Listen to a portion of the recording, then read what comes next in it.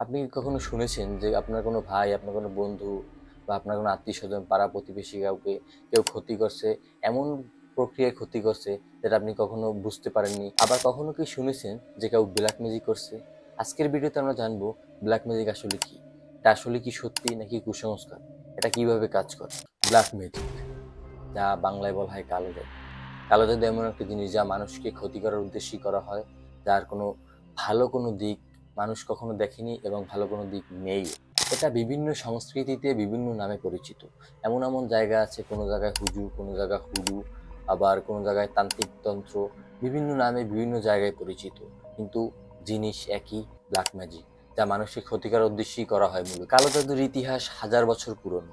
প্রাচীন মিশর, ভারত, আফ্রিকা বা দক্ষিণ আমেরিকার অনেক সমাজেই জাদুবিদ্যার ব্যবহার ছিল খুব সাধারণ। বিশেষ করে মধ্যযুগে ইউরোপে উইচ হান্ট বা ডাইনি শিকার চলতো, কারণ মানুষ বিশ্বাস করত তারা কালো জাদু জানে। বিজ্ঞানীদের মতে মানুষ অনেক সময় তান্ত্রিক যন্ত্র, কালো জাদু, আপনারা যে যেটা নামই বলেন না কেন, মানুষ বিশ্বাস করে, কারণ তাদের ভিতরে ভয়, ভীতি, মানসিক চাপ থাকে, যেটাকে বলে প্লেসেবো ইফেক্ট।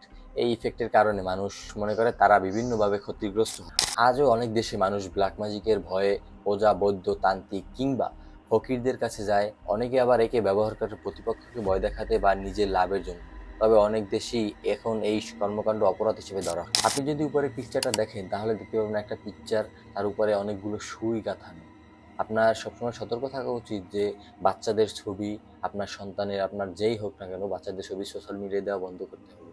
কারণ মানুষ আপনার বাচ্চার ছবি নিয়েও তার উপর ব্ল্যাক ম্যাজিক করতে পারে। তার একটা শক্ত প্রমাণ হলো এটা যে মানুষের ছবি দিয়েও ব্ল্যাক ম্যাজিক করা যায়। আপনার সন্তান যদি থাকে, সবসময় চেষ্টা করবেন সোশ্যাল মিডিয়া থেকে তাদের ছবি দেওয়া থেকে দূরে থাকতে।